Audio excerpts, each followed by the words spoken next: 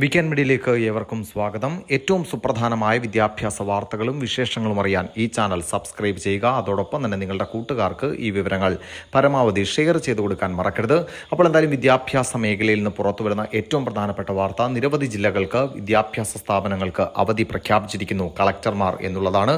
നമുക്കറിയാം, കേരളത്തിൽ കനത്ത മഴ തുടരുകയാണ്. ഇന്നും നാളെയും മറ്റന്നാളും തുടങ്ങി 5 ദിവസത്തേക്ക് കനത്ത മഴ കേരളത്തിൽ ഉണ്ടാകുമെന്ന് കാലാവസ്ഥാ നിരീക്ഷണ കേന്ദ്രത്തിന്റെ ഭാഗത്തുനിന്നുണ്ടായിരിക്കുന്നു.